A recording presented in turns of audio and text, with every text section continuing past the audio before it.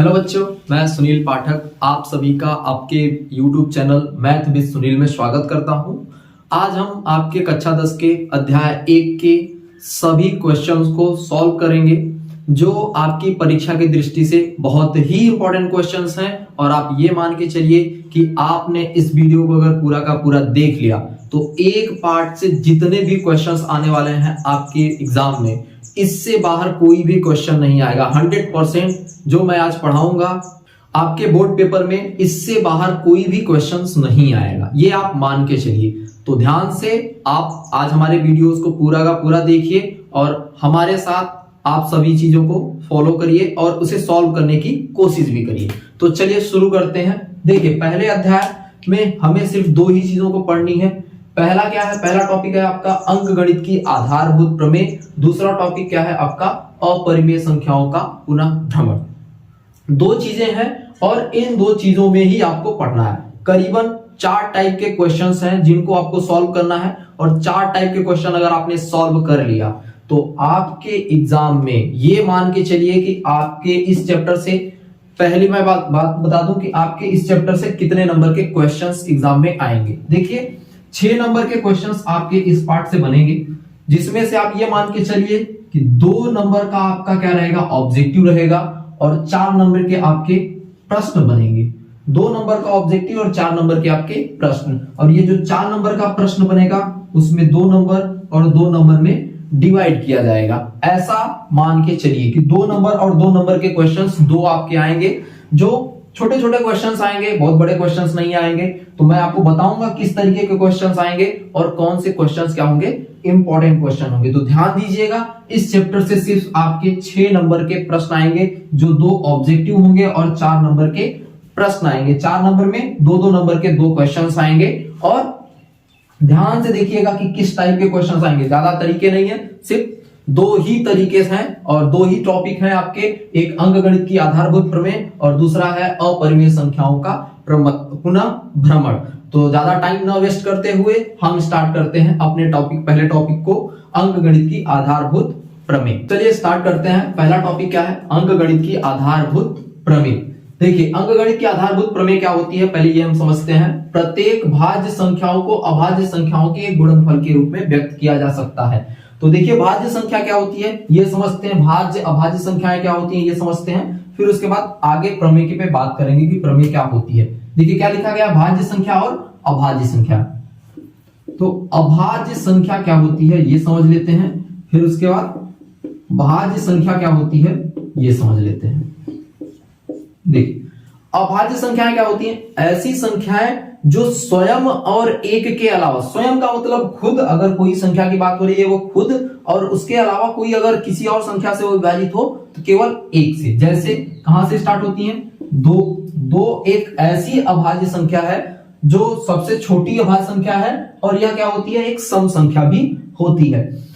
तो 2 जो है वह 2 और 1 के अलावा किसी भी अन्य संख्या से विभाजित नहीं होगी, तो इसलिए इसे क्या कहा जाता है? अभाज्य संख्या। फिर उसके बाद अगली संख्या 3, 5, 7, 11, 13 और फिर उसके बाद 17। इस तरीके से बहुत सारी संख्याएं होती हैं जो क्या कहलाती हैं? आपकी अभाज्य संख्या। ये भी अनंत तक होती हैं, जितना आपकी इच्छा हो आप निकालते सकते हो।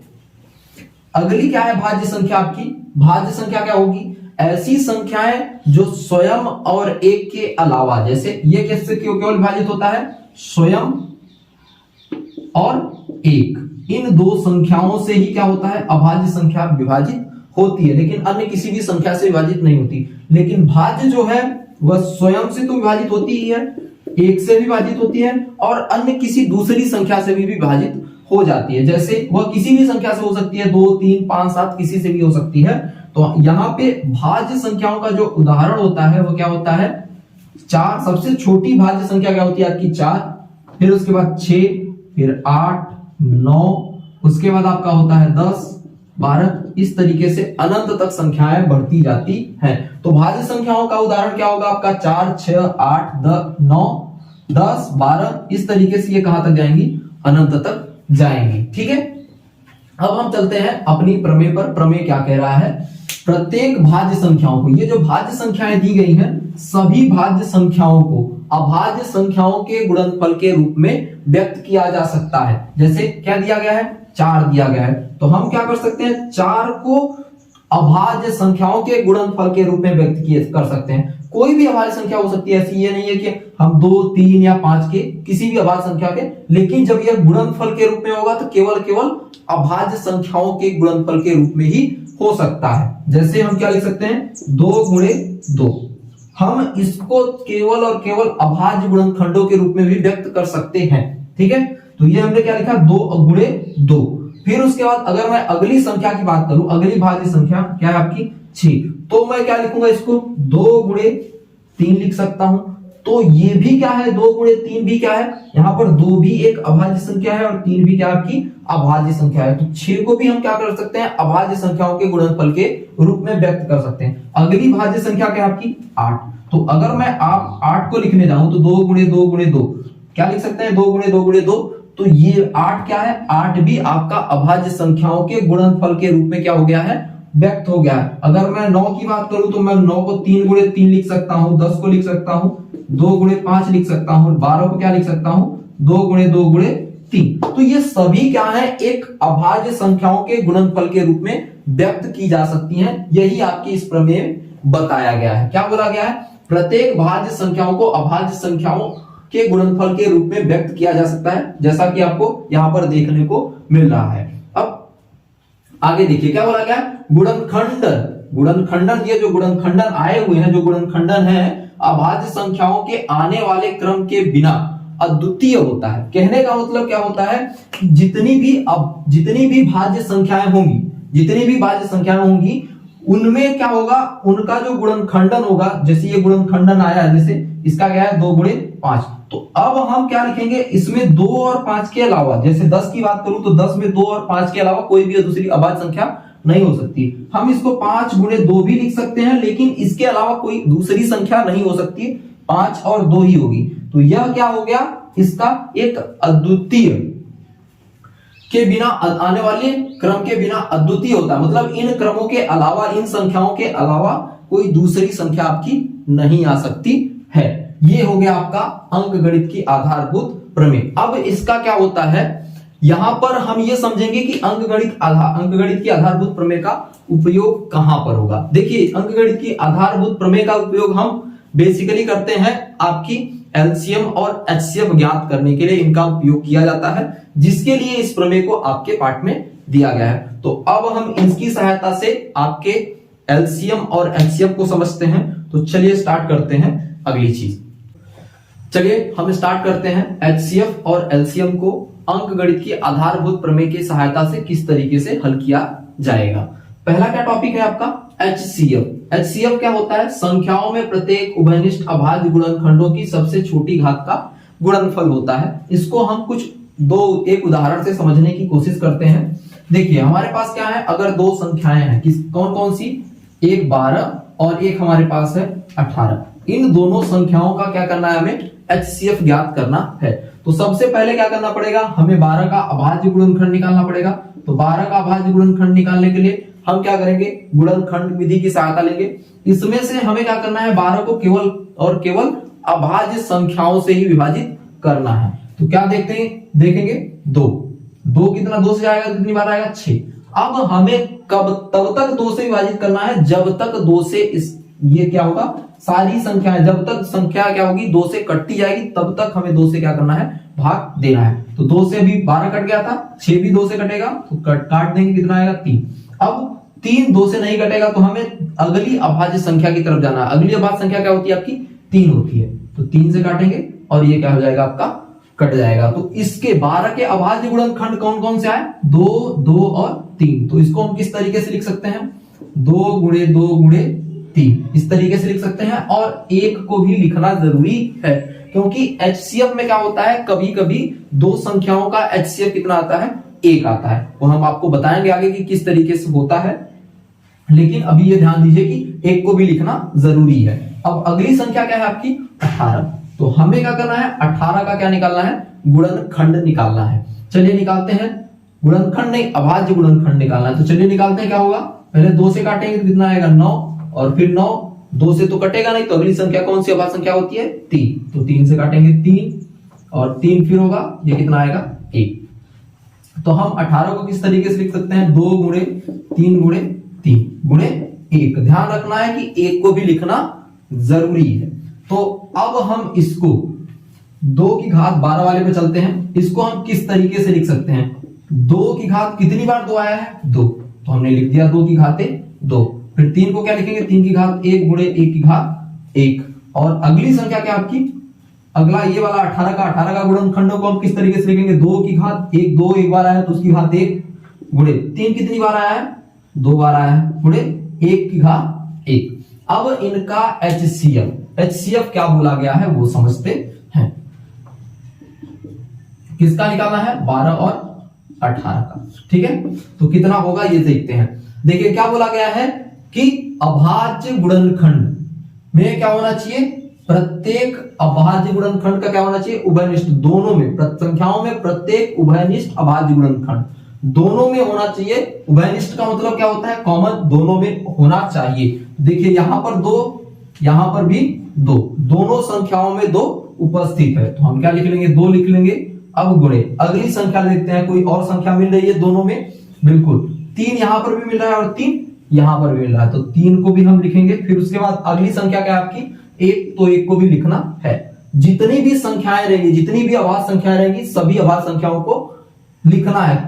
कैसी, जो दोनों में उपस्थित हो। फिर उसके बाद हमें क्या देखना है, उनकी सबसे छोटी घात। ये जो संख्याएं हैं दोनों में है, और दोनों में जो सबसे छोटी घात होगी, जैसे यहां पर देखिए कि क्या दिख रहा है 1 और यहां पर 2, इसकी घात 2 है और इसकी घात 1 है, तो हमें केवल छोटी घात लेना है। घात इसकी कितनी है 1, हमें 1 लेना है। अब 3 को भी देखना है, 3 की छोटी घात क्या है, यहां पर 2 और यहां पर 1, तो छोटी घात लेनी है तो कितनी लेनी पड़ेगी 1, मतलब ये वाली घात आपको लेनी पड़ेगी। और 1 की घात तो 1 ही है, तो हमने लिख लिया। अब 2 की घात 1 का मतलब 2 ही होता है, तो 2 गुणे 3 गुणे 1, तो हम इसको क्या लिखेंगे 2 3 6। क्या आया HCF हमारा कितना आया 6। इस तरीके से आपको क्या करना है HCF निकालना है, ठीक है। HCF निकालने में अब तो कोई दिक्कत नहीं होगी। चलिए अगली तरफ चलते हैं, अगले क्वेश्चन पर। अगला टॉपिक क्या है आपका LCM। तो अब LCM को समझते हैं, LCM क्या होता है। क्या बोला गया, संख्याओं में संबद्ध प्रत्येक अभाज्य गुणनखंडों की सबसे बड़ी घात का गुणनफल। यहां पर क्या होता था, उभयनिष्ठ अभाज्य गुणनखंडों, उभयनिष्ठ अभाज्य गुणनखंड, उभयनिष्ठ होना चाहिए, दोनों में होना चाहिए, और क्या होना चाहिए उसकी सबसे छोटी घात। लेकिन यहां पर क्या होना चाहिए, प्रत्येक बोला गया, मतलब संबद्ध का मतलब यह है कि दोनों संख्याओं में होना चाहिए। चलिए हम इसी एग्जांपल को लेते हैं। क्या क्या है आपका 12 और 18। एक बार हमने गुणनखंड निकाला हुआ है तो दोबारा निकालने की जरूरत नहीं है, समझ लेते हैं। क्या लिखा हुआ है 2 की घात 2 गुणे 3 की घात 1 गुणे 1 की घात 1, और 18 क्या लिखा हुआ है 2 की घात 1 गुणे 3 की घात 2 गुणे 1 की घात 1। अब समझते हैं इसका मतलब क्या है, क्या कहा जा रहा है इसमें। क्या बोला गया है, संख्याओं में संबद्ध प्रत्येक अभाज्य गुणनखंड जितने उपस्थित हैं सभी को लिखना है, किसी को नहीं छोड़ना है। 2 3, अगर यहां पर 5 लिखा होता तो 5 को भी लिखना है, छोड़ना किसी को नहीं है। तो हम क्या करेंगे LCM किसका 12 और 18 का, 12 और 18 का LCM लिखेंगे तो क्या होगा, उपस्थित होना चाहिए, दोनों में होना चाहिए। तो दोनों में देखते हैं क्या क्या है, 2 भी है 3 भी है, 2 भी है 3 भी है और 1 भी है। और अगर कहीं 5 होता तो हमें 5 को भी लिखना पड़ता, छोड़ते नहीं। 5 अगर यहां पर होता, गुणे मान लीजिए 5 अगर यहां पर होता तो हमें यहां पर 5 लिखने की जरूरत थी, लेकिन नहीं है तो हम नहीं लिख रहे हैं। अब उनमें सबसे बड़ी घात, ये जो गुणनखंड दिए गए हैं इनकी सबसे बड़ी घात को लिखना है। तो 2 की सबसे बड़ी घात क्या है, यहाँ पर 1 यहाँ पर 2, तो हमें किसको लिखना है 2 को लिखना है। और 3 की भी बड़ी घात, तो 3 की घात यहाँ पर 1 यहाँ पर 2, तो इसकी भी घात हमें क्या लिखनी है 2। अब यह क्या हो जाएगा 2 गुणे 2, 2 की घात 2 का मान क्या होता है आप 4 जानते हैं आप, और 3 की घात 2 का मान कितना होता है 9 होता है, ये आप भी जानते हैं। और गुणे 1 लिखने का बहुत ज्यादा मतलब नहीं है, लेकिन हमने लिख लिया है। तो 4 9 क्या हो जाएगा 9 4 36, ठीक है। तो आपका LCM 12 और 18 का LCM कितना आया 36। उम्मीद करता हूं आपको बहुत अच्छे तरीके से समझ में आया होगा, और अगर कहीं भी दिक्कत है तो आप कमेंट करिएगा, उसका रिप्लाई मेरे द्वारा आपको दिया जाएगा। तो अब चलते हैं हम इससे रिलेटेड कुछ क्वेश्चंस को सॉल्व करने चलते हैं, और आपको पेपर में किस तरीके से लिखना है ये भी उस क्वेश्चन में आपको बताया जाएगा कि पेपर में किस तरीके से लिखना है, जिससे आपको इस क्वेश्चन को सॉल्व करने के बाद एक भी नंबर आपका वहां पे कहीं कटे ना। देखिए प्रश्न आपका क्या है, पहले प्रश्न की तरफ चलते हैं। पहले तरीके का, इसी तरीके के क्वेश्चंस आपके एग्जाम में आएंगे। क्या लिखा गया है, संख्या 336 और 54 के अभाज्य गुणनखंडन विधि द्वारा, अभाज्य गुणनखंडन विधि से क्या करना है, एचसीएफ और एलसीएम ज्ञात करना है।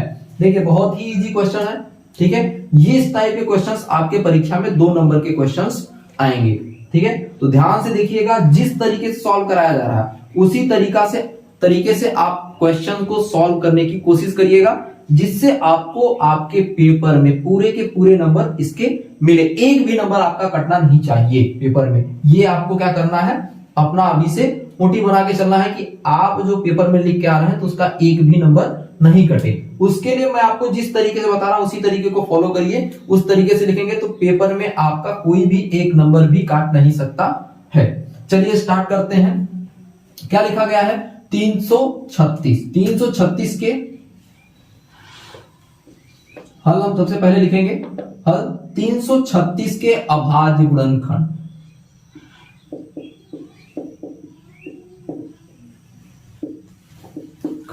अब अभाज्य गुणनखंड क्या होंगे वो हमें क्या करने पड़ेंगे, निकालने पड़ेंगे। तो चलिए निकालते हैं 336 की।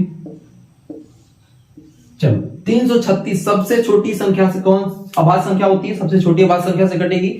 सबसे छोटी अभाज्य संख्या क्या होती है आपकी 2, तो हम 2 से काटेंगे तो कितना आएगा, 2 एकम 2 छक्का, और फिर कितनी बार कटेगा, 2 अट्ठे। फिर उसके बाद 2 से कटेगा, 2 अट्ठे 16, और फिर 2 चौके 8। फिर 2 से कटेगा, कितना आएगा, 2 चौके 8, 2 दूना। फिर 2 से कटेगा, कितना आएगा आपका 21 आएगा। फिर 3 से कटेगा तो 7 आएगा, और फिर किससे कटेगा, 7।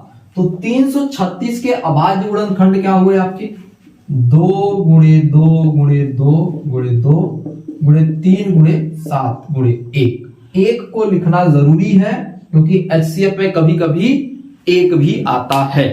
तो ध्यान रखिएगा कि 1 को लिखना जरूरी है। अगर कुछ भी संख्या नहीं मिलेगी तब आपका क्या लिखेंगे, 1 को हम लिखेंगे, ठीक है। तो अब हम इसको किस तरीके से लिख सकते हैं, 2 की घात कितना लिखना है, जितनी बार आया, 1 2 3 4, कितनी बार आया है, 4 लिख लीजिए। फिर उसके बाद 3 लिखिए, 3 कितनी बार आया है, 1 बार आया है। और 7 1 बार आया है, और गुणे में 1 भी कितना आया है, 1 बार आया है। अब अगली संख्या क्या है आपकी,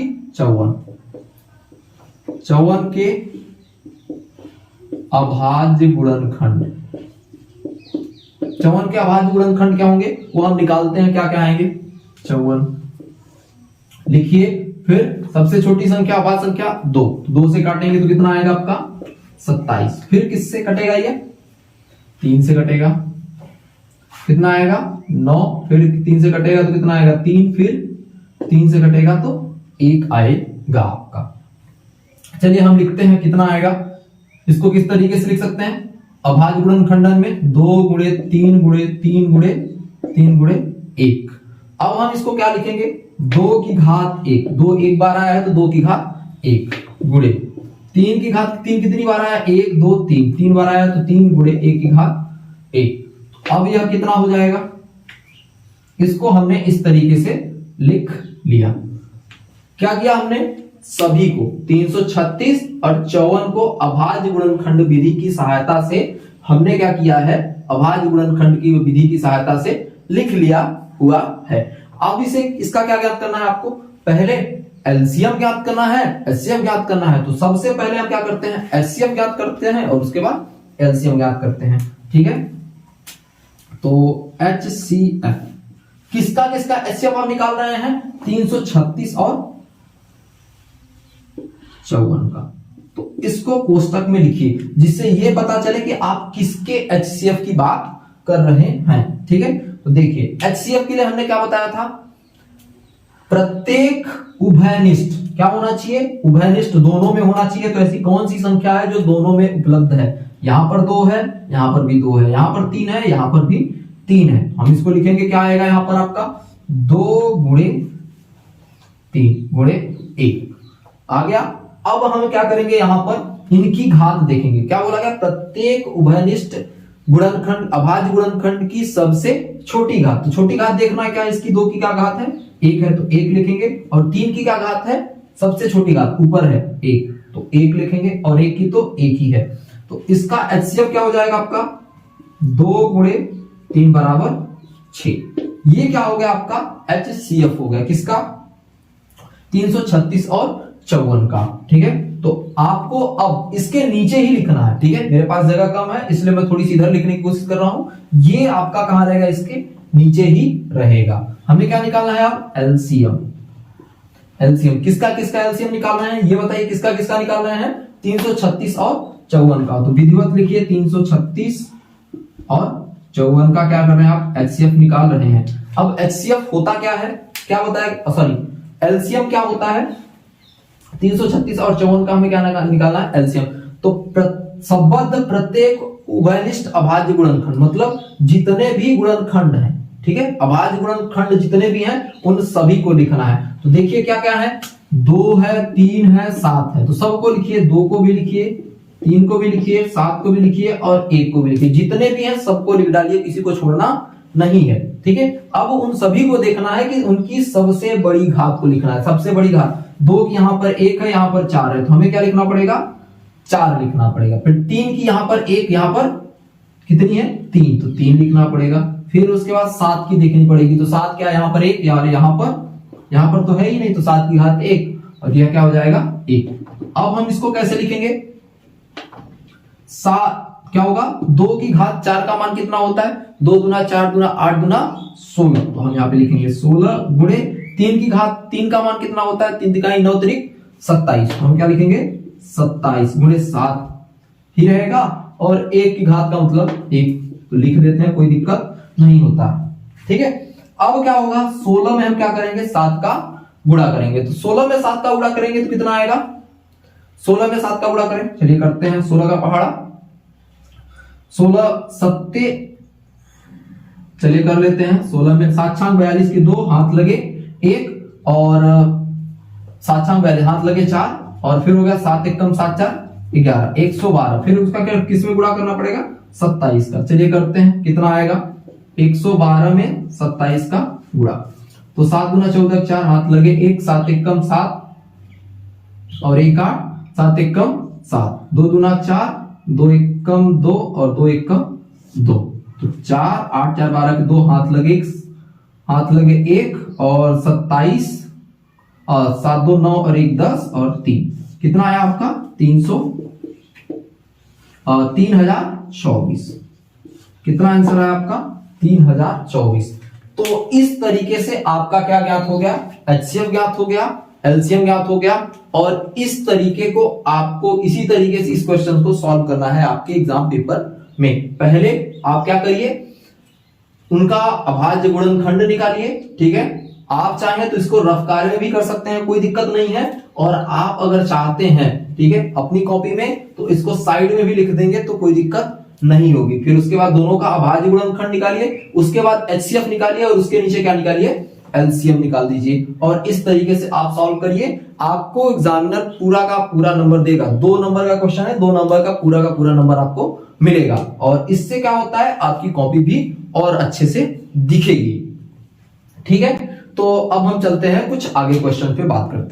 अब प्रश्न नंबर 2 दिया गया है, क्या दिया गया है, 26 और 51, 510 और 92, 6 और 20, इन सभी का आपको क्या करना पड़ेगा, इन सभी का एलसीएम निकालना है और एचसीएफ निकालना है। एलसीएम और एचसीएफ निकाल के आपको सॉल्व करना है अपनी कॉपी में, और उसके बाद इन सभी का आंसर आपको कमेंट बॉक्स में लिखना है।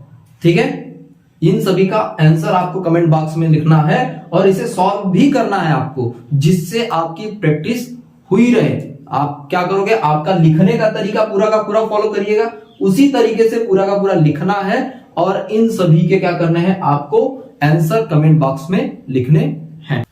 अगले क्वेश्चन पर चलने से पहले हमें कुछ चीजों को समझना है, ठीक है, क्योंकि एक तरीके का क्वेश्चन हो गया, अब हमें दूसरे तरीके के क्वेश्चंस को देखना है और उसे सॉल्व करना है।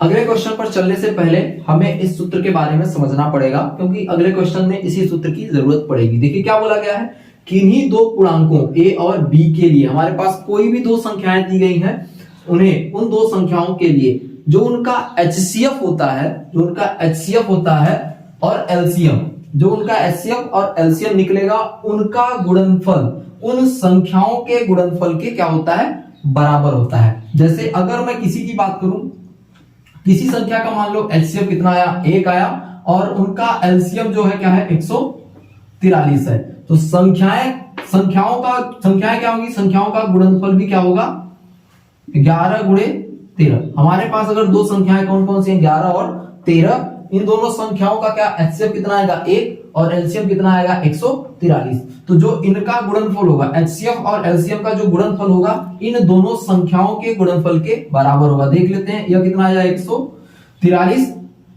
और इसको भी हम गुणा करेंगे तो कितना आएगा, 11 यहाँ 33 के 3 हाथ लगे, 3 और 11 एकम 11 और 3 14, कितना हो जाएगा, 143। तो यह क्या होगा, 143 के बराबर होगा। ये आपको बताया गया, एक सूत्र है, इसी की सहायता से आगे वाले कुछ प्रश्नों को हम क्या करेंगे, इनकी सहायता से हल करेंगे। तो चलिए स्टार्ट करते हैं अगले प्रश्न। अगला प्रश्न क्या है आपका, अभाज्य गुणनखंड विधि द्वारा 96 और 404 का HCF ज्ञात कीजिए और फिर इनका LCM ज्ञात कीजिए। यह प्रश्न ध्यान से देखिएगा, यह प्रश्न परीक्षा की दृष्टि से बहुत ही इंपॉर्टेंट क्वेश्चंस हैं, ठीक है, सारे जितने भी बताए जा रहे हैं, लेकिन ये वाला ज्यादा इंपॉर्टेंट क्वेश्चन है। इस टाइप का क्वेश्चंस एक आता ही है, आप ये मान के चलिए। तो हमें क्या करना है, सबसे पहले क्या करना है, इसका अभाज्य गुणनखंड विधि की सहायता से HCF ज्ञात कर लेना है, ठीक है। तो पहले हमें क्या निकालना पड़ेगा, दोनों संख्याओं के अभाज्य गुणनखंड। तो हम निकालते हैं 96 के अभाज्य गुणनखंड क्या क्या होंगे, निकाल लेते हैं, क्या होंगे, 96 के किससे कटेगा, 2 से, तो कितना आएगा 48, फिर इसको काटेंगे 2 से कितना आएगा 48 को 2 से काटेंगे तो 24, फिर इसको काटेंगे तो 12, फिर इसको काटेंगे तो कितना आएगा 6, और इसको काटेंगे 2 से तो 3 आएगा, और फिर ये 3 से कटेगा, ठीक है। ये आपको अभाज्य संख्याओं से ही केवल काटना है, अभाज्य संख्याओं के अलावा किसी भी संख्या से नहीं काटना है। ऐसा नहीं है कि 4 से काट दीजिए, 6 से काट दीजिए, ठीक है। तो ध्यान रखिएगा 4 और 6 से काटने की कोशिश मत करिएगा, केवल अभाज्य संख्याओं 2, 3, 5, 7 से ही काटना है, ठीक है। तो इसका क्या हो जाएगा, कितनी बार आया है 2, 1 2 3 4 5, 2 कितनी बार आया, 5 बार आया, तो लिख लीजिए 2 गुणे 2 गुणे 2 गुणे 2 गुणे 2 और गुणे 3 गुणे 1, ठीक है। इस तरीके से हम लिख लेंगे। अब इसको हम क्या लिखते हैं, 2 को लिखिए, और 2 कितनी बार आया, ये देखिए 1 2 3 4 5, तो इसको हम क्या लिखेंगे, 2 की घाते 5 और 3 की घाते 1 गुणे 1 की घाते 1 लिख लिया। अब अगली संख्या कौन सी है आपकी, 404। तो 404 के अभाज्य गुणनखंड, 404 के अभाज्य गुणनखंड निकालना है। तो चलिए लिखते हैं, 404 के अभाज्य गुणनखंड क्या क्या आएंगे, निकालते हैं। अभाज्य गुणनखंड विधि की सहायता से 2 से कटेगा 200, 2 आएगा, फिर 2 से कटेगा तो 101 आएगा। अब 101 किसी भी अन्य संख्या से नहीं कटती, 101 क्या है, एक खुद अभाज्य संख्या है, तो 101 को हम 101 से काटेंगे और कितना आएगा, 1 आएगा, ठीक है। तो इसके अभाज्य गुणनखंड क्या हो गए आपके, 2 गुणे 2 गुणे 101 गुणे 1, तो हम इसको क्या लिखेंगे, 2 की घाते 2 गुणे 101 की घाते 1, और इसको हम क्या लिखेंगे, 1 की घाते 1। क्या हमने निकाल लिया अभी तक, अभाज्य गुणनखंड सभी संख्याओं के, हमने दोनों संख्याओं के निकाल लिया। अब क्या निकालना है हमें, पहले क्या निकालना है, प्रश्न में क्या बोला गया है, HCF ज्ञात करना है। चलिए HCF निकालते हैं, किसका, HCF किसका, 96 का और 404 का हमने क्या निकालना है, HCF ज्ञात करना है, ठीक है। तो HCF क्या होता है, उभयनिष्ठ दोनों में गुणनखंड होना चाहिए। तो देखिए क्या क्या है, 2 यहां भी है, 2 यहां भी है, ठीक है। तो हम 2 लिख लेते हैं, 2, ठीक है। फिर उसके बाद कोई अगली संख्या 3 यहां पर है लेकिन यहां पर नहीं है, 101 यहां पर है लेकिन 101 यहां पर नहीं। अगली संख्या क्या है, 1, तो 1 लिख लेते हैं गुणे 1।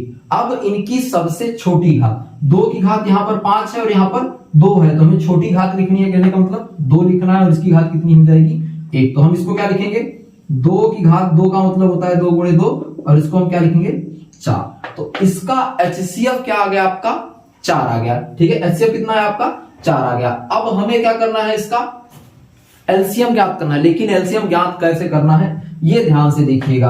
आपको पहले, इसके पहले मैंने एक सूत्र लिखवाया है। क्या लिखवाया है कि किन्हीं दो संख्याओं किन्हीं दो पूर्णांकों ए और बी के लिए, ठीक है, तो हम लिखते हैं चूंकि किन्हीं दो पूर्णांकों ए और बी के लिए, किन्हीं दो पूर्णांकों ए और बी के लिए क्या होता है, जो उनका HCF ए बी गुणे LCM ए बी बराबर क्या होता है, उन दोनों संख्याओं का गुणनफल।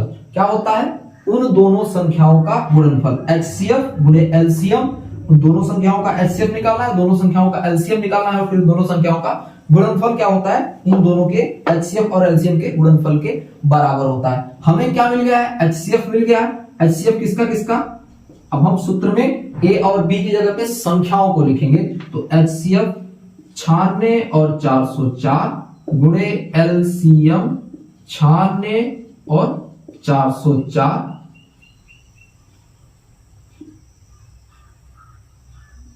96 और 404 बराबर क्या हो जाएगा 96 गुणे 404।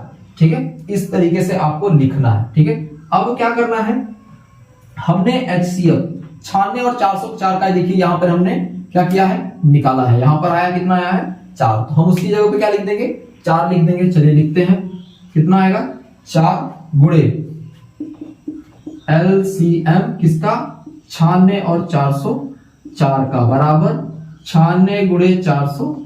अभी हम गुणा नहीं कर रहे हैं क्योंकि इधर से 4 क्या होगा उधर बटे में जाएगा तो कटेगा, इसलिए हम गुणा नहीं कर रहे हैं। तो अब इस 4 को हम क्या ले जाते हैं, उधर बटे में ले जाते हैं। LCM 96 और 404 का कितना होगा आपका 96 गुणे 404 बटे 4। इसको काटेंगे तो कितना आएगा 4 एकम 4 और भाग में जाए लद्दे शून्य और फिर 4 एकम 4, तो कितना आएगा आपका इधर कितना हो गया 96 गुणे 101, 96 गुणे 101 आया। ठीक है, तो अब हमें क्या करना है, इनका गुणा करना है। चलिए गुणा कर देते हैं, कितना आएगा 96 गुणे 101, 101 ऊपर लिखते हैं, कितना आएगा 606,909, तो कितना आ गया 6969।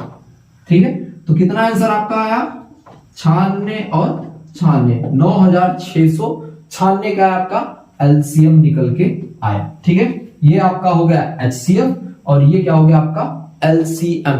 तो ध्यान रखिएगा कि किस तरीके से पेपर में आपको लिखना है। सबसे पहले आप यहां क्या करिएगा, हल लिखिएगा और उसके बाद सॉल्व करिएगा। ठीक है, फिर उसके बाद इनके अभाज्य गुणनखंड निकालिएगा। अभाज्य गुणनखंड निकालने के बाद इन चीजों को अच्छे से लिखिएगा। ठीक है, ये लिखने की जरूरत नहीं है, इन चीजों को लिखिएगा अच्छे से। फिर उसके बाद HCF निकालिएगा, और क्योंकि प्रश्न में बोला गया है कि पहले क्या करना है आपको, अभाज्य गुणनखंड विधि से HCF ज्ञात करना है। ठीक है, लेकिन इसके पहले वाला जो हमने प्रश्न किया था उसमें डायरेक्टली बोला था कि HCF और LCM किससे ज्ञात करना है, अभाज्य गुणनखंड विधि से ज्ञात करना है। लेकिन इसमें क्या बोला गया है कि आप HCF ज्ञात कर लीजिए और फिर इसका LCM ज्ञात कीजिए। प्रश्न में बोला गया है तो इसलिए हमने पहले HCF ज्ञात किया और हमें पता था कि किन्हीं दो पूर्णांकों A और B के लिए क्या होता है, ये एक सूत्र हमने पढ़ा है, तो ये सूत्र लिखा और उसकी जगह पे हमने A और B की जगह पे जो संख्याएं दी गई थी दोनों संख्याओं को लिखा और उनका LCM और HCF निकाला।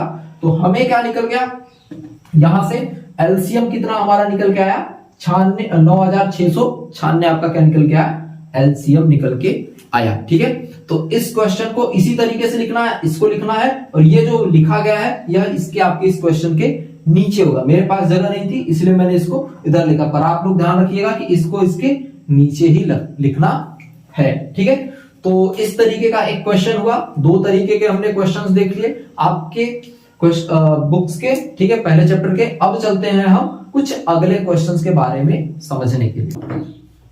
चलिए अगले प्रश्न की तरफ चलते हैं। अगला प्रश्न क्या है आपका, एचसीएफ 306 और 657 का 9 दिया गया है और हमें क्या याद करना है, एलसीएम याद करना है। 306 और 657 का एलसीएम याद करना है। ठीक है, तो सबसे पहले हम क्या करते हैं, स्टार्ट करेंगे हल से।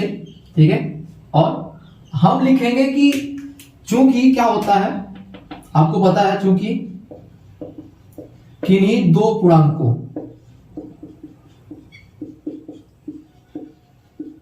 ए और बी के लिए क्या होता है, जो इनका एचसीएफ, किसका, ए और बी का एचसीएफ होता है और एलसीएम ए और बी का क्या होता है, दोनों संख्याओं के गुणनफल के बराबर होता है। ठीक है, तो क्या प्रश्न में क्या दिया गया है, एचसीएफ। एचसीएफ किसका, 306 और 657 का गुणे एलसीएम 306 और 657 का किसके बराबर होगा। देखो देखिए यहां पर ए और बी।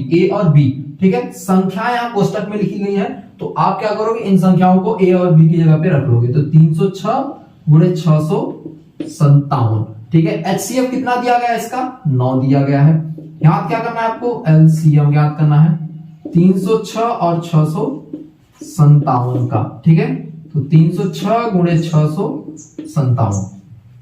अब एलसीएम 306 657, 306 और 657 का एलसीएम क्या हो जाएगा, यह इधर गुणे में है तो बटे में जाएगा, उधर जाएगा तो बटे में हो जाएगा। 306 गुणे 657 बटे 9, 9 से कटेगा, 9 सत्ते 63 की 7 आएगा, हाथ लगे, सॉरी 9 सत्ते 63 बचेगा आपका, 2 बचेगा, 27 हो जाएगा और कितनी बार जाएगा, फिर 3 बार जाएगा, 9 तिरिक 27। तो यह क्या हो गया, 306 गुणे 73। चलिए गुणा करते हैं, 306 में 73 का गुणा करेंगे, 7 6 तिरिक 18, 8 हाथ लगे 1 तो 1 ही आ जाएगा, 3 तिकाई 9 और 7 छाक 42 की 2 हाथ लगे 4 आ जाएगा और 7 तिरिक 21। ठीक है, 8 2 1 3 9 4 13 3 हाथ लगे 1 और 2 1 1 1 2 और यह 2, कितना आएगा 22 33,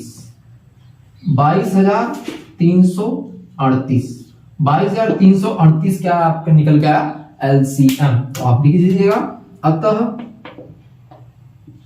एलसीएम किसका, 306, एलसीएम 306 और 657 का एलसीएम कितना होगा आपका 22 33 8, 22,338 क्या होगा, इसका एलसीएम होगा। ठीक है, बहुत ही इंपॉर्टेंट क्वेश्चन है, बहुत छोटा क्वेश्चन है, 2 नंबर में इसी तरीके के क्वेश्चंस आएंगे, बड़े क्वेश्चंस नहीं आएंगे, 2 नंबर में छोटे छोटे ही क्वेश्चन आएंगे। तो ध्यान से देखिए किस तरीके से लिखा गया, इसी तरीके से आप अपने पेपर में सॉल्व करने की कोशिश करिएगा, बहुत ही अच्छे नंबर आपको मिलेंगे। आप बस इस बात का ध्यान रखिए जब जिस तरीके से लिखाया गया है। एक बात ध्यान रखिएगा, पहला और दूसरा जो क्वेश्चन आपका था, मैंने क्या बताया है उसमें सिर्फ आपको एलसीएम और एचसीएफ ज्ञात करना बताया है अभाज्य गुणनखंड विधि की सहायता से। लेकिन उसमें आप विशेष करके एक चीज का ध्यान रखिएगा कि आपके प्रश्न में कभी कभी ये बोला जाएगा कि क्या करना है आपको, दो संख्याओं का जो गुणनफल होता है उनके एलसीएम और एचसीएफ के बराबर होता है, ये जांच करने के लिए भी बोला जाएगा। ठीक है, तो आपको क्या करना है, कुछ नहीं करना है, पूरा आप अच्छे तरीके से उनका निकालिए, आप एचसीएफ निकालिए, जिस तरीके से बताया गया उस तरीके से आप एचसीएफ निकालिए। ठीक है, फिर उसके बाद एलसीएम निकालिए दोनों का। ठीक है, और फिर उसके बाद आप लिखिएगा नीचे कि दोनों का क्या होता है एचसीएफ जो भी आए। ठीक है, दोनों संख्याओं का एचसीएफ गुणे एलसीएम। ठीक है, दोनों संख्याओं का, और उन दोनों संख्याओं को ए और बी। ठीक है, ए और बी हम ये मान के चलते हैं दोनों हमारी संख्या है। ठीक है, आप क्या करिएगा, एचसीएफ और एलसीएम का गुणा करके लिखिएगा, यहां पर आ जाएगा। ठीक है, और इन दोनों संख्याओं का गुणा करके आप यहां पे लिखिएगा, जैसे इसका 1 आया और इसका 143 आया। ठीक है, तो यहां पर हमारी संख्याएं क्या थी, 11 गुणे 13, तो इनका क्या आएगा 143 आएगा। ठीक है, बराबर कितना हो जाएगा 143 की। तो इस तरीके से आप क्या करोगे, उनके एचसीएफ और एलसीएम का जो गुणनफल होता है उन संख्याओं के गुणनफल के क्या होता है, बराबर होता है। ये आप इस तरीके से जांच भी कर सकते हो। ठीक है, ये आपके क्या होगा, इस तरीके का भी प्रश्न आ सकता है आपके पेपर में, इसलिए मैं ये चीजें बता दे रहा हूं कि ये पहले और दूसरे वाला जो क्वेश्चन मैंने आपको दिया था पहला क्वेश्चन मैंने सॉल्व कराया था, दूसरा क्वेश्चन आपको क्या दिया, आपको होमवर्क में दिया गया है, ठीक है। तो उन क्वेश्चंस को इस तरीके से भी आपको आगे उन क्वेश्चन में आगे ऐड होगा, ठीक है। मतलब उस क्वेश्चन के आगे ये चीजें ऐड हो सकती हैं। आपके पेपर में इस तरीके से पूछा जाएगा कि पहले तो उनके अभाज्य गुणनखंड विधि की सहायता से आप क्या निकालिए, उसका एलसीएम निकालिए, एचसीएफ निकालिए। फिर क्या करना है, आपको ये भी ज्ञात करना है कि जो उन दोनों संख्याओं का गुणनफल होता है, दोनों संख्याओं का गुणनफल ए और बी का गुणनफल उनके एचसीएफ और एलसीएम के गुणनफल के क्या होता है, बराबर होता है। ये भी आपको आगे सिद्ध करने के लिए बोल दिया जाएगा। तो आप क्या करिएगा, डायरेक्ट यहां से लिखिएगा एचसीएफ दोनों संख्याओं का, एचसीएफ दोनों संख्याओं जो भी संख्याएं होंगी ए और बी की जगह पे जो संख्या होंगी वो लिखेगा, एलसीएम ए और बी की जगह पे लिखिएगा, और फिर उन दोनों संख्याओं का गुणनफल। एचसीएफ जितना आएगा वो लिखिएगा, एलसीएम जितना आएगा लिख लीजिएगा, दोनों संख्याओं को लिख लीजिएगा। इनका गुणा करके आप यहां पे लिखेंगे और इनका गुणा करके आप यहां पे लिखेंगे, तो ये हमेशा दोनों एक दूसरे के बराबर होंगे। बस यही लिखना है, इतना ही लिखना है, 3 लाइन एक्स्ट्रा ऐड हो सकती है। अगला क्वेश्चन क्या है आपका, प्रश्न 5 क्या दिया गया, 6, 72 और 120 मतलब 2 से ज्यादा संख्याएं दी गई हैं। तो उनका क्या करना है, अभाज्य गुणनखंड विधि की सहायता से एचसीएफ और एलसीएम ज्ञात करना है। देखिए जो हमने किन्हीं दो संख्याओं ए और बी के लिए, ठीक है, किन्हीं दो पूर्णांकों ए और बी के लिए हमने जो सूत्र लगाया था वह यहां पर नहीं लगेगा, क्योंकि 2 से अधिक संख्याओं के लिए वह सूत्र काम नहीं करता है, ठीक है। तो हमें इनके लिए क्या करना है, केवल और केवल कौन सी विधि है हमारे पास, अभाज्य गुणनखंड ही विधि है, जिसकी सहायता से हम एचसीएफ और एलसीएम ज्ञात कर सकते हैं। तो क्या लिखेंगे, सबसे पहले हमारा काम क्या रहेगा, वही सबसे पहले हल लिखिए, हल, ठीक है। हम क्या निकालेंगे, 6 का अभाज्य गुणनखंड, 6 के अभाज्य गुणनखंड, ठीक है। 6 का अभाज्य गुणनखंड क्या होगा, निकाल लेते हैं, 2, 3, ठीक है। इसके अलावा कुछ भी नहीं होगा, तो हम इसको लिखेंगे 2 गुणे 3 गुणे 1। 2 कितनी बार आया है, एक बार, 2 की घाते 1 गुणे 3 की घाते 1 गुणे 1 की घाते 1 लिख लेंगे। अगली संख्या क्या है आपकी, 72। चलिए 72 का निकालते हैं। 72 का अभाज्य गुणनखंड किससे कटेगा, 72 2 से कटेगा तो कितना आएगा, 36, फिर कटेगा 2 से तो कितना आएगा, 18, फिर 2 से कटेगा तो कितना आएगा, 9, और फिर 3 से कटेगा तो कितना आएगा, 3, और 3 से कटेगा तो 1। ये आपका क्या हुआ, 72 के अभाज्य गुणनखंड। तो यहां पर हम लिखेंगे 72 के अभाज्य गुणनखंड। तो 72 के अभाज्य गुणनखंड कितनी बार 2 आया, 1 2 3, 2 गुणे 2 गुणे 2 गुणे 3 गुणे 3 गुणे घाते गुणे 1, सॉरी क्या होगा, 2 कितनी बार आया, 1 2 3, 3 बार आया है, 3 कितनी बार आया है, 2 बार आया है, और घाते सॉरी गुणे 1 की घाते 1, ठीक है। अगली संख्या क्या आपकी, 120। 120 के अभाज्य गुणनखंड। अब 120 के हमें क्या करने हैं, अभाज्य गुणनखंड निकालने हैं। तो चलिए निकालते हैं 120 के अभाज्य गुणनखंड। किससे कटेगा, 2 से कटेगा तो कितना आएगा, 60, फिर 2 से कटेगा तो कितना आएगा, 30, फिर 2 से कटेगा तो 15, फिर 3 से कटेगा 5 आएगा, और 5 से कटेगा तो 1 आएगा, ठीक है। तो अब किसके लिख लेते हैं, 120 के अभाज्य गुणनखंड। क्या क्या आए हैं, 1 2 3, 3 बार 2 आया है, और 1 बार 3 आया है, और 1 बार 5 आया है, और 1 आया। तो हम क्या लिखेंगे इसको, 2 की घाते 3 गुणे 3 की घाते 1 गुणे 5 की घाते 1 गुणे 1, ठीक है। ये क्या हो गया आपका पूरा का पूरा सभी संख्याओं का 6 का अभाज्य गुणनखंड हो गया, 72 का अभाज्य गुणनखंड हो गया, और 120 का अभाज्य गुणनखंड हो गया, ठीक है। तो अब हम इसको लिखते हैं, क्या लिखेंगे, अब हम इसको लिखेंगे, क्या निकालना है हमें, सबसे पहले एचसीएफ निकालना है। तो चलिए लिखते हैं एचसीएफ। किसका किसका निकाल रहे हैं हम, 6, 72 और 120, सभी को एक कोष्टक में एचसीएफ के आगे लिख दीजिए, जिससे ये पता चले कि आप एचसीएफ किसका निकाल रहे हैं, ठीक है।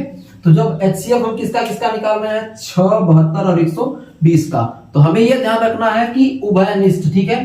तो हमें यह देखना है कि ऐसी कौन कौन सी अभाज्य संख्याएं हैं जो तीनों के गुणनखंड में आई हो। यहां पर भी मिल जाए हमें, यहां पर भी मिल जाए, और यहां पर भी मिल जाए। चलिए 2 से शुरू करते हैं। 2 यहां पर भी है, यहां पर भी है, यहां पर भी है, तो 2 जो सभी जगह है, तो हमें क्या करना है, 2 को लिख लेना है। तो 2 को हमने क्या किया है, लिख लिया है, ठीक है।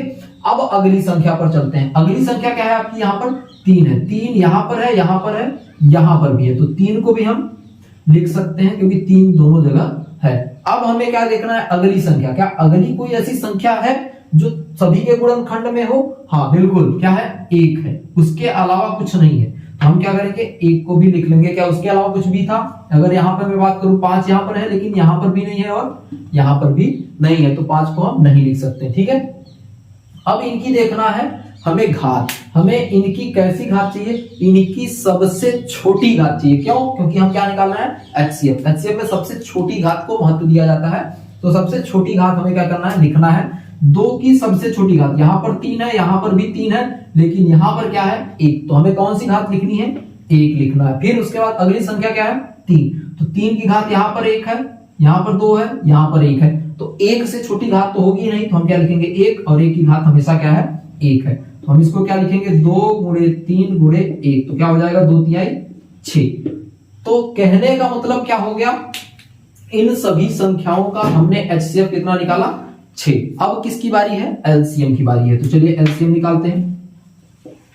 किसका एलसीएम निकाल रहे हैं, 6, 72 और 120 का। 6, 72 और 120 का निकालना है, तो 6, 72 और 120 को लिखिए। ठीक है, अब क्या बोला गया है कि जितने भी उपस्थित हैं, जितने भी अभाज्य गुणनखंड उपस्थित हैं यहाँ पर, उन सभी को लिख डालो। ठीक है, यहां पर भी हो, यहां पर भी हो, यहां पर भी हो, जितने भी हैं सबको लिख डालो। लेकिन सबके सब क्या होने चाहिए, अलग होने चाहिए। पहली बात, सबके सब अलग होने चाहिए। तो देखते हैं क्या क्या है। 2 है, 2 को लिख लेते हैं, 2 गुणे। 3 है, 3 को लिख लेते हैं। फिर उसके बाद कोई और संख्या है, 5 है, तो 5 को भी लिख लेते हैं, और 1 है तो 1 को भी लिख लेते हैं। अब इनकी सबसे बड़ी घात, सबसे बड़ी घात इनकी लिखनी है। ठीक है, तो सबसे बड़ी घात कितनी है आपकी, 2 की बात करूं तो 2 की घात कितनी है, यहाँ पर 3 है, यहाँ पर भी 3 है, यहाँ पर 1 है। हमें क्या लिखना है, 3 लिखना है। अब 2 की घात, 3 की घात, 3 की घात यहाँ पर 1, 3 की घात यहाँ पर 2, यहाँ पर 1, तो 3 की घात 2। अब 5 की घात क्या है, यहाँ पर 1 है, यहाँ पर 5 अकेला है, तो 5 की घात 1 और 1 की घात 1। 2 की घात 3 का मतलब क्या होगा, 2 की घात 3 का मतलब 8। ठीक है, और 3 की घात 2 का मतलब 9 और गुणे 5 गुणे 1, तो 9 8 72, 9 8 72 गुणे 5। ठीक है, 9 8 72 गुणे 5, तो कितना हो जाएगा आपका, 9 8 72 गुणे 5, तो आपका हो जाएगा यह 360। कितना आया, 360। आंसर कितना आया आपका, 360। एलसीएम कितना आ गया आपका, 360 आया हुआ है। ठीक है, एलसीएम कितना है आपका, 360। ठीक है, इस तरीके से आपका ये प्रश्न सॉल्व हुआ। ठीक है, इसी तरीके से इस प्रश्न को आपको सॉल्व करना है। अब हम आपको 1 2 3 क्वेश्चन दे रहे हैं जो इसी तरीके से आपको सॉल्व होंगे। आपके इसी तरीके के क्वेश्चन है। ठीक है, तो इनको आपको सॉल्व करना है। ठीक है, और इनका आंसर आपको कमेंट बॉक्स में करना है। ठीक है, कौन कौन से, 12 15 21 और 17 13 29 8 9 और 25, ये 3 क्वेश्चन है जिसको आपको सॉल्व करना है। इसी तरीके से सॉल्व करना है। ठीक है, बहुत ही इजी क्वेश्चन है, आप इसको सॉल्व करने की कोशिश करिएगा। अभी तक हमने क्या किया हुआ है, पहले तरीके के जो भी थे, पहले तरीके के सारे क्वेश्चंस कर लिए हैं। ठीक है, अब अगला तरीका क्या है आपका, अगला टॉपिक क्या है, अपरिमेय संख्याओं का पुनः भ्रमण। ठीक है, अब पुनः भ्रमण में एक क्या दिया गया है, आपको एक प्रमेय दी गई है जिसकी सहायता से अब क्या करना है, हमें, हमारे पास कुछ अपरिमेय संख्याएं दी रहेंगी और उन्हें हमें यह सिद्ध करना है कि यह एक अपरिमेय संख्या ही है। ठीक है, तो हमें क्या करना पड़ेगा, वो सिद्ध करना पड़ेगा। उसके लिए हमें इस प्रमेय की जरूरत पड़ेगी। ठीक है, क्या दिया गया है, मान लीजिए P एक क्या है, अभाज्य संख्या है। ठीक है, P हमारी पास क्या है, एक अभाज्य संख्या है। अभाज्य संख्या मैंने आपको पहले ही बताया गया, अभाज्य संख्याएं क्या होती हैं, जो स्वयं और एक के अलावा अन्य किसी भी संख्याओं से विभाजित नहीं होती हैं, उन्हें क्या कहा जाता है, अभाज्य संख्याएं। 2 3 5 7 11 इस तरीके से अनंत तक बढ़ती जाती हैं। ठीक है, एक अभाज्य संख्या है। यदि P a स्क्वायर को विभाजित करती है, क्या P जो है वह a स्क्वायर को विभाजित करती है, तो P a को भी विभाजित करेगी। यहां पर कहने का मतलब यह है, ठीक है, कि जो P है, ठीक है, कोई एक संख्या है उसके स्क्वायर को विभाजित करती है। जैसे क्या होगी, कोई भी संख्या हो सकती है, जैसे किसी कोई संख्या बोलो, मैं बात करता हूं 5। ठीक है, 5 के स्क्वायर को विभाजित करती है, ठीक है, 5 के स्क्वायर को विभाजित करती है, या 6 लिख लिया, 6 के स्क्वायर को क्या करती है, विभाजित करती है। दोनों की बात करेंगे, 5 और 6। तो क्या बोला गया है, अगर कोई संख्या 5 के स्क्वायर या 6 के स्क्वायर को विभाजित करती है, ठीक है, मान लीजिए अगर 5 की बात करूं तो 5 के स्क्वायर को कौन विभाजित करता है, कौन विभाजित कर, 5 का स्क्वायर क्या होगा, 25। अब 5 के स्क्वायर को कौन सी संख्या विभाजित करेगी, कोई भी एक पी कैसी होगी आपकी, ठीक है, एक अभाज्य संख्या होगी। तो पी यहां से क्या निकलेगी आपकी, 5 ही निकलेगा। 5 के अलावा कोई भी अन्य संख्या नहीं है जो 5 को विभाजित करेगा, ठीक है। तो 5 क्या करता है, 5 के स्क्वायर को विभाजित करता है। 5 क्या है, 5 के स्क्वायर को विभाजित करता है। तो बताया जा रहा है कि 5 जो है वह 5 को भी क्या करेगा, विभाजित करेगा। 5 जो है वह क्या होगा, 5 को भी विभाजित करेगा। विभाजित का मतलब भाग देने पर हमें शेषफल क्या मिलेगा, शून्य मिलेगा, ठीक है। अब हम चलते हैं अगली बात पर। जैसे 6 की मैं बात करूं, 5 के बारे में बताया, आप 6 के बारे में भी समझ लीजिए कि 6 के बारे में क्या बोला जा रहा है। देखिए क्या बोला गया है, मान लीजिए p एक अभाज्य संख्या, ठीक है, p कुछ भी हो सकता है, मुझे नहीं पता, लेकिन होगा क्या, वह एक अभाज्य संख्या ही होगा, ठीक है। p क्या है, एक अभाज्य संख्या है। यदि p a स्क्वायर को विभाजित करता है, मतलब 6 के स्क्वायर को विभाजित करेगा, ठीक है। तो 6 के स्क्वायर को कौन से विभाजित करेगा, 6 का स्क्वायर मतलब 36, जिसको हम क्या लिख सकते हैं, 6 की घाते 2 भी लिख सकते हैं। अब 36 को कौन सी अभाज्य संख्याएं विभाजित करती हैं, 2 और केवल 3। इन दोनों संख्याओं के अलावा कोई भी ऐसी संख्या नहीं है जो 36 को क्या करेगी, विभाजित करेगी। तो अगर 2 और 3 36 को विभाजित करते हैं तो 2 और 3 जो है किसको विभाजित करते हैं, 36 को विभाजित करते हैं। तो 2 और 3, ठीक है, 6 को भी विभाजित करेंगे ही करेंगे। ये आपकी एक प्रमेय है और ऐसा होता ही है, ठीक है, कि अगर 2 और 3 36 को विभाजित करते हैं, कहने का मतलब 6 के वर्ग को विभाजित करते हैं, तो 2 और 3 जो है वो 6 को भी विभाजित करेंगे, ठीक है। ये हुआ आपका प्रमेय। अब इसकी सहायता से हम कुछ अपरिमेय संख्याओं को क्या करेंगे, प्रूफ करेंगे, सिद्ध करेंगे कि वह एक अपरिमेय संख्या होती है। अब हम स्टार्ट करेंगे। देखिए हमारे पास एक प्रश्न दिया गया है, सिद्ध कीजिए कि √2 क्या है, एक अपरिमेय संख्या है, ठीक है। √2, एक चीज ध्यान रखिएगा कि √2, √3 और √5 ये जो प्रश्न है यह इसी तरीके से सॉल्व होंगे। बस आपको जहां पे √2 है वहां पे √3 करना पड़ेगा, जहां √3 है वहां पे √5 करना पड़ेगा। तरीका एक ही है, जिस तरीके से बता रहा हूं उस तरीके से आपको परीक्षा में लिखेंगे तो आपको पूरा का पूरा नंबर दिया जाएगा, ठीक है। तो आइए हम स्टार्ट करते हैं, किस तरीके से स्टार्ट किया जाएगा। सबसे पहले आप लिखिए हल। हल क्या है, हम ये मान के चलेंगे कि हमें सिद्ध क्या करना है कि √2 क्या है, एक अपरिमेय संख्या। तो हम ये मान के चलेंगे कि जो कर्णी 2 होती है वो क्या है, एक परिमेय संख्या है। माना √2 एक परिमेय संख्या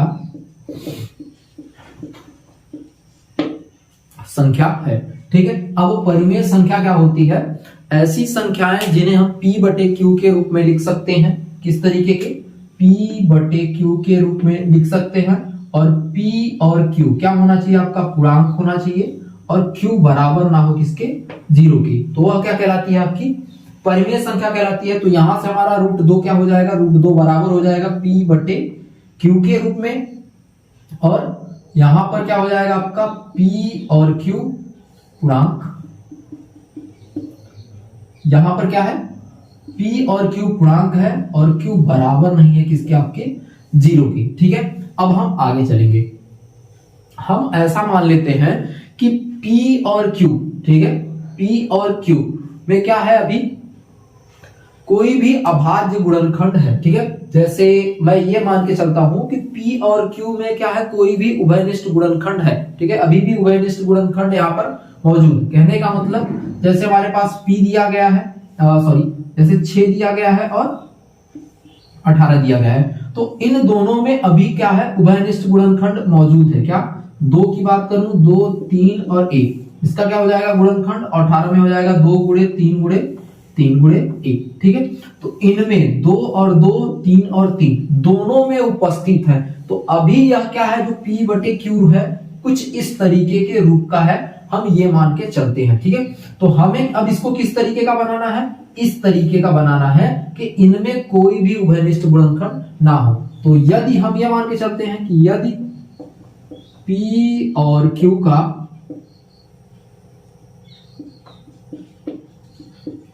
कोई उभयनिष्ठ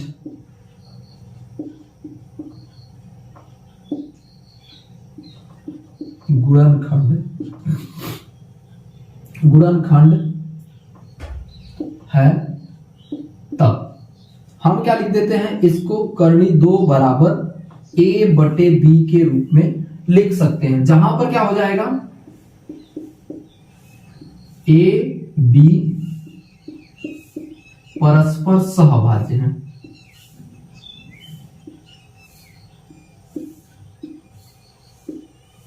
परस्पर क्या है, सहअभाज्य। देखिए सहअभाज्य क्या होता है, सहअभाज्य का मतलब है हमारे पास ऐसी दो संख्याएं, ठीक है, जो एक ही संख्या से दोनों संख्याएं विभाजित ना हो। जैसे मैं 8 और 9 की बात कर लूं, ठीक है, यह दोनों भाज्य संख्याएं हैं, लेकिन यह दोनों संख्याएं एक ही संख्या से विभाजित नहीं होगी।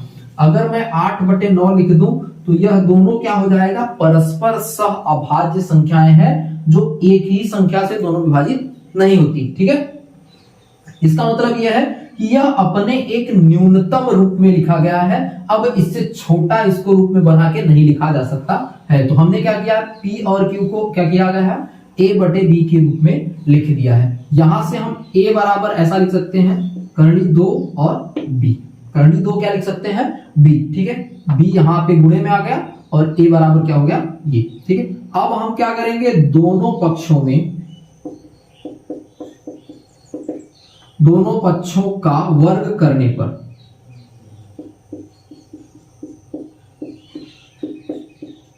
दोनों पक्षों का हम क्या कर दे रहे हैं, स्क्वायर कर दे रहे हैं। तो क्या हो जाएगा, A स्क्वायर बराबर कर्णी 2 का स्क्वायर होगा, कर्णी 2 का स्क्वायर हम करते हैं तो कितना होगा, कर्णी 2 का स्क्वायर का मतलब कर्णी 2 गुणे कर्णी 2, ठीक है। इसका मान आता है 2। जब दोनों संख्याओं कर्णी 2 और कर्णी 2, दो कर्णी में एक ही संख्या है तो वह क्या हो जाता है, कर्णी हट जाता है। तो इसका मान क्या आएगा, 2 और B का स्क्वायर करेंगे तो B स्क्वायर हो जाएगा, ठीक है। अब इसको हम ये मान लेते हैं, इसको समीकरण 1, ठीक है। समीकरण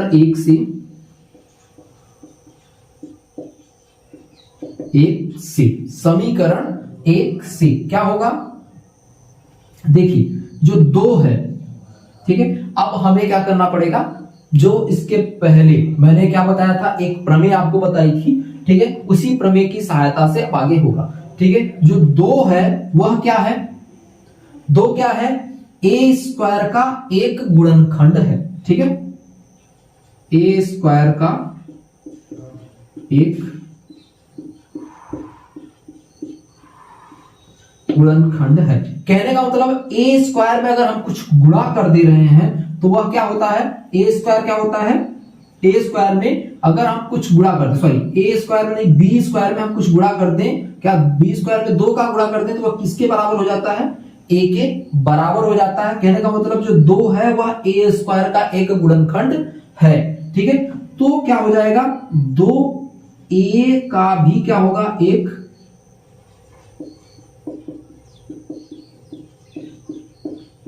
गुणनखंड का भी गुणनखंड है। तो यहां से क्या हो जाएगा, जो 2 है वह A का भी एक गुणनखंड हो जाएगा। क्या बताया गया है, जो आपका 2 है वह A स्क्वायर का क्या है, एक गुणनखंड। जैसे देखिए हम क्या यहां पर क्या बात कर रहे हैं, जैसे मैं बात करूं यहां पर 2 गुणे 3, ठीक है, 2 गुणे 3 गुणे कुछ भी लिख देते हैं, 2 गुणे 3 गुणे 3 गुणे 2, ठीक है। और क्या होता है, यह 36 है, बराबर 36 हो जाएगा, ठीक है इसका। लेकिन अगर मैं बात करूं 2, ठीक है, 2 36 का गुणनखंड है, तो हम इसको ऐसे लिख सकते हैं 2 गुणे 18, ठीक है, जो किसके बराबर है, 36। 36 का मतलब 6 के स्क्वायर के बराबर क्या है, 2 गुणे 18। 36 के स्क्वायर के बराबर क्या है, 2 गुणे 18, ठीक है। तो हम ये कह सकते हैं जो ये 2 है वो क्या है, 36 का एक गुणनखंड है। 36 का क्या है, एक गुणनखंड है। उसी से हम क्या कह सकते हैं कि 2 क्या होगा, वह 6 का भी क्या होगा, एक गुणनखंड होगा, जो कि यहाँ क्या लिखा गया है, इस तरीके से आपको लिखा गया है। इसका कहने का मतलब यही है, प्रमेय का मतलब, इस प्रमेय का मतलब यही है कि अगर 2 a स्क्वायर का क्या है, गुणनखंड है, तो 2 a का भी का एक क्या होगा, एक गुणनखंड होगा। ठीक है, तो चलिए इसको मिटा के आगे करते हैं। ठीक है, अब देखते हैं क्या आगे क्या होगा। देखिए क्या बताया गया है, 2 जो क्या है, a का भी एक गुणनखंड है। ठीक है, चलिए क्या बोला गया, दिया गया 2 क्या है, जो क्या है 6 का एक गुणनखंड। हमने एक उदाहरण लिया था 36 का, जो 6 का क्या हुआ था, एक गुणनखंड। कहने का मतलब क्या था, 2 किसका गुणनखंड था, 36 का था। ठीक है, 2 किसका हो गया, 6 का भी हो गया, 6 का भी गुणनखंड हो गया। अब अगर मैं 2 की बात करूं तो वह किसके बराबर होगा, 2 गुणे 3 हम लिख सकते हैं, 2 गुणे 3 लिख सकते हैं। 6 को हम 2 गुणे 3 लिख सकते हैं। तो कहने का मतलब इसको हम कैसे लिख सकते हैं, अतः जो a बराबर है वह किसके बराबर है, 2 गुणे k के बराबर है, जहां k क्या होगा, एक नियतांक है, जहां k आपका क्या है, एक नियतांक है। ठीक है, यहां तक आप किसी को दिक्कत नहीं हुई होगी। ठीक है, अब हम क्या करते हैं, इसको ऐसे लिख सकते हैं, a बराबर 2k। ठीक है, अब हम a का जो मान है वह समीकरण 1 में रखेंगे। a का मान 1 में रखने पर, तो 1 में जब समीकरण 1 में रख देंगे तो हम इसको क्या लिखेंगे, 2k का होल स्क्वायर बराबर 2b का स्क्वायर। अब इसको अगर हम स्क्वायर खोलेंगे तो क्या हो जाएगा,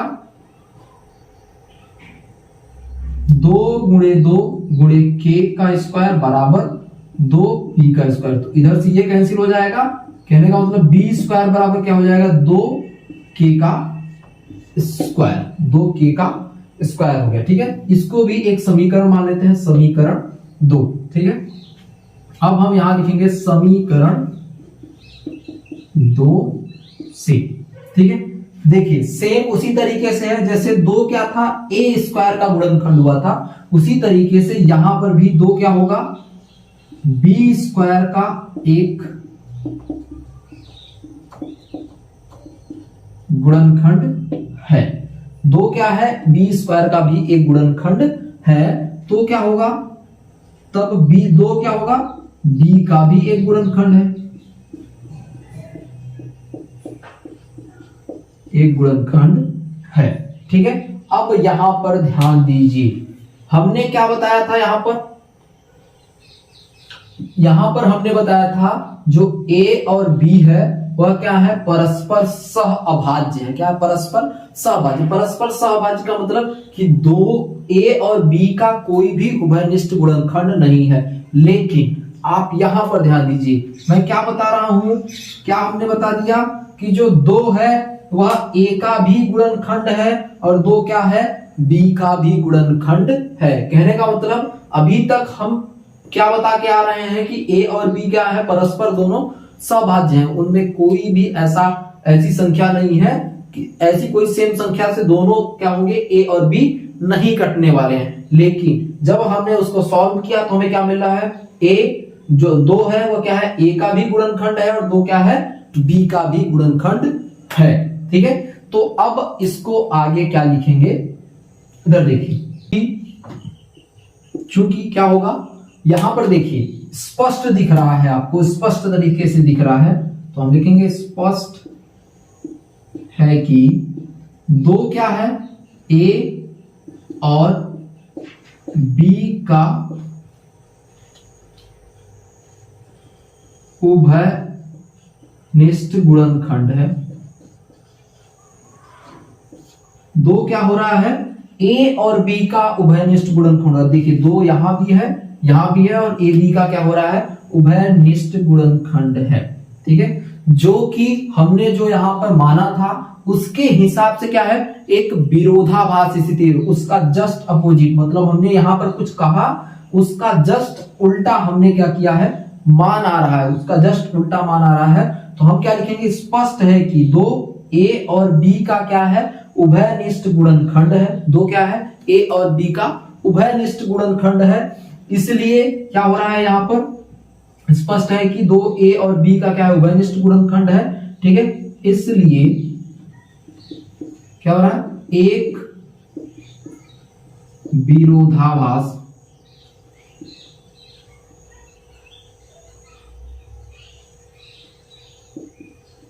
उत्पन्न होती है गलत परिकल्पना। कहने का मतलब हमने क्या माना है, हमने गलत, हमने जो परिकल्पना की, हमने जो माना वह क्या है, आपका गलत है। अतः क्या हो जाएगा, अतः करनी दो एक अपरिमेय संख्या है।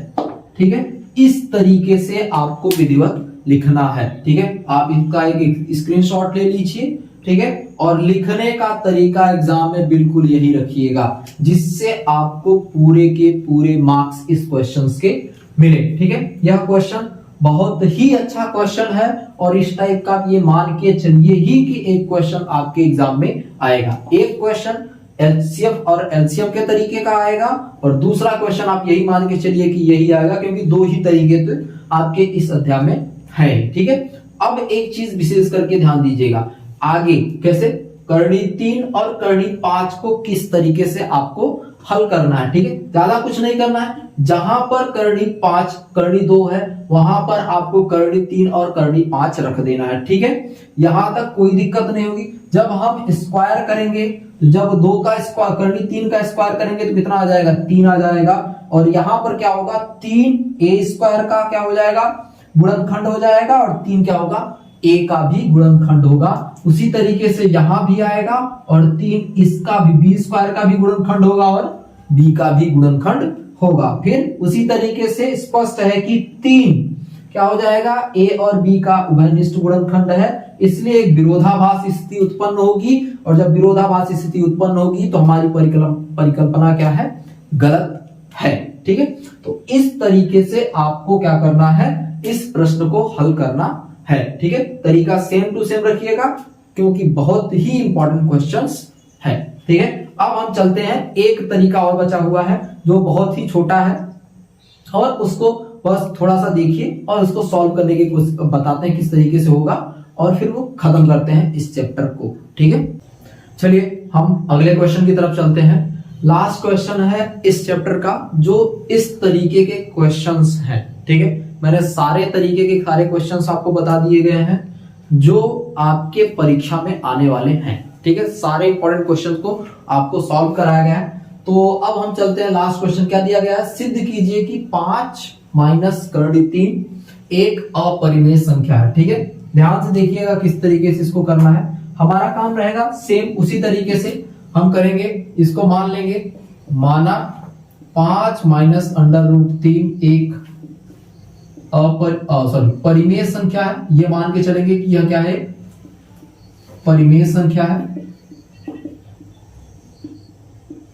हमने ये मान लिया कि यह क्या है, परिमेय संख्या है। जब परिमेय संख्या है तो आप जानते हैं कि परिमेय संख्या क्या होती है, P/Q के रूप में लिखी होती है। तो हमने P/Q के रूप में क्या किया, परिमेय संख्या को लिख दिया, जहां पर क्या है, P और Q आपका एक पूर्णांक है और Q बराबर नहीं है किसके, 0 की। ठीक है, इस तरीके की चीजें होती हैं परिमेय संख्या में। तो अब हम यहाँ क्या करेंगे, हमारा सिंपल ये काम रहेगा कि केवल करनी 3, क्योंकि हमें ये पता है कि करनी 3 क्या है, एक अपरिमेय संख्या है। तो अगर हम ये बता दें कि यहाँ पर करनी 3 क्या है, एक परिमेय संख्या के बराबर आ रहा है, तो हमारा मान क्या होगा, एक हमारा मान हम सिद्ध कर देंगे कि क्या है, करनी 3 एक, ये जो मान दिया गया है वह क्या है, आपका एक अपरिमेय संख्या है। तो चलिए हम क्या करेंगे, इसको माइनस उधर लेके जाएंगे और इसको इधर लेके आएंगे।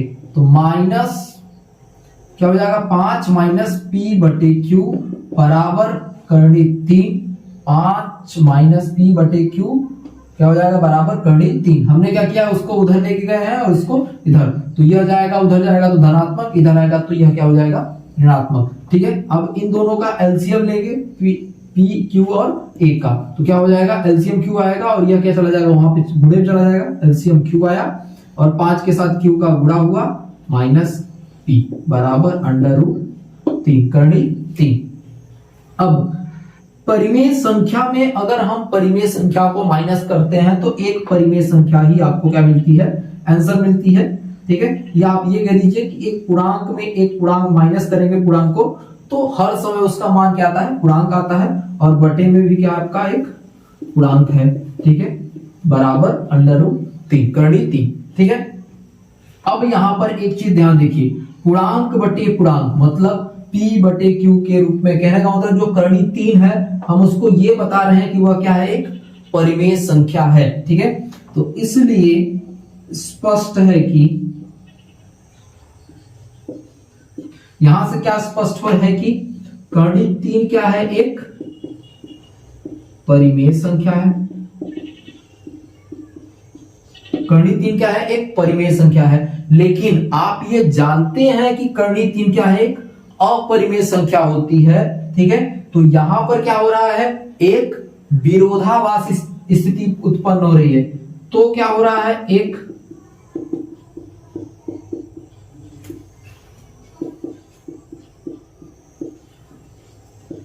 स्थिति उत्पन्न होती है, एक विरोधाभास स्थिति उत्पन्न हो रही है। इसलिए जिसका कारण है, जिसका क्या कारण है, विरोधाभास स्थिति क्यों उत्पन्न रही है, क्योंकि मैंने गलत ही मान लिया है, जो मानना था हमें वह क्या किया, हमने गलत मान, जिसका कारण है कि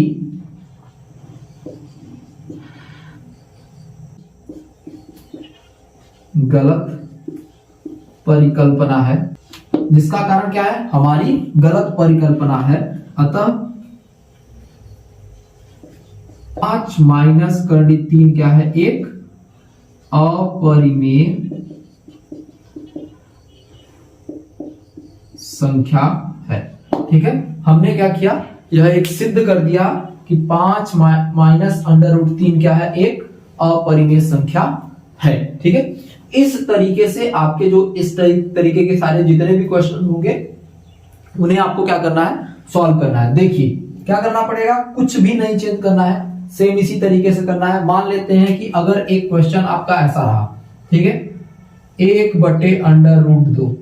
ठीक है, इसे क्या सिद्ध करना है, आपको परिमेय संख्या के रूप में बनाना है। ठीक है, एक बताना है कि यह क्या है, एक अपरिमेय संख्या है, आपको सिद्ध करना है। तो सिद्ध किस तरीके से करेंगे, आप मान लेंगे कि क्या है, 1/2 क्या है, एक परिमेय संख्या है। 1/2 के बराबर आप क्या लिख दोगे, इस तरीके से लिख दोगे कि 1/2 बराबर है किसके, P बटे Q के।